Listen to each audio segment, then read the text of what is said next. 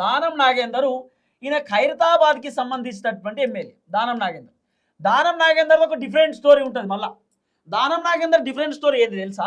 Danam Nagender BRS party నుండి గెలిచినటువంటి ఈ ఎమ్మెల్యే. అయితే దానం నాగేందర్ బీఆర్ఎస్ నుండి గెలిస్తే కాంగ్రెస్ పార్టీ నుండి దానం నాగేందర్ సికింద్రాబాద్ నుండి ఎంపీగా పోటీ చేసిండు. ఇప్పుడు ప్రతిపక్ష పార్టీ ఎమ్మెల్యే అధికార పార్టీ టికెట్లకు వెళ్ళి ఎంపీగా పోటీ చేసినట్టే Danam Nagender out right party మారినట్ట కాదా? ఇదే దానం నాగేందర్ కాంగ్రెస్ పార్టీ కండువాలు కప్పుకొని తిరిగినటువంటి ఫోటోలు వీడియోలు మస్తుగున్నాయి, దండిగున్నాయి. ఇదే దానం నాగేందర్ మీడియాతో చెప్పింది, ఎస్ నేను కాంగ్రెస్ పార్టీలో ఉన్నా, కాంగ్రెస్ పార్టీలోకి వచ్చినా, కాంగ్రెస్ పార్టీలో కంటిన్యూ అవుతున్నా అని చెప్పి ఇదే దానం నాగేందర్ చెప్పినటువంటి మాటలు ఇవాళ స్పీకర్ సార్ ఏమంటున్నాడు? దానం నాగేందర్ లేదు ఆయన బీఆర్ఎస్లోనే ఉన్నాడు అని చెప్పి. మరి దానం నాగేందర్ బీఆర్ఎస్ పార్టీలో ఉంటే సికింద్రాబాద్ నుండి కాంగ్రెస్ పార్టీ ఎంపీగా ఎందుకు పోటీ చేసిండు? దానం నాగేందర్ బీఆర్ఎస్లో లేకపోతే ఆ రోజు బీఆర్ఎస్ పార్టీ ఎమ్మెల్యే పదవికి ఎందుకు రాజీనామా చేయలేదు?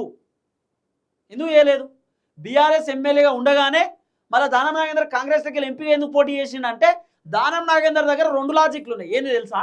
ఆయన ఏం చేసిండంటే కాంగ్రెస్ నుండి ఎంపీగా పోటీ చేస్తే ఒకవేళ ఎంపీగా దానం నాగేందర్ గెలిచిండనుకో అప్పుడు ఎమ్మెల్యే పదవికి రాజీనామా చేయొచ్చు అని ఆయన రాజీనామా చేయలేదు ఎమ్మెల్యే పదవికి.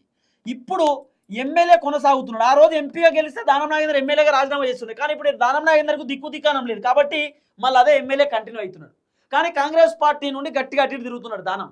కాంగ్రెస్ పార్టీ ఫ్లెక్సీలు కనబడతాయి మీకు సెక్రటేరియట్ దగ్గర, హైదరాబాద్ దగ్గర మస్తుగా ఉంటాయి.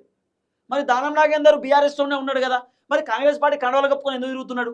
అసలు దానం నాగేందర్ అడ్డంగా దొరికిపోయింది. ఎక్కడ? సికింద్రాబాద్ నుండి ఎంపీగా పోటీ చేసేటప్పుడే దానం నాగేందర్ అవుట్ రైట్ దొరికిపోయింది. కానీ ఈరోజు దానం నాగేందర్ బీఆర్ఎస్లోనే ఉన్నాడు అని చెప్పి స్పీకర్ సార్ చెప్పడం విచిత్రం, మామూలు విచిత్రం కాదు అసలు. నిజంగా ఈ తీర్పు చూస్తుంటే షాకింగ్ అనిపిస్తున్నది.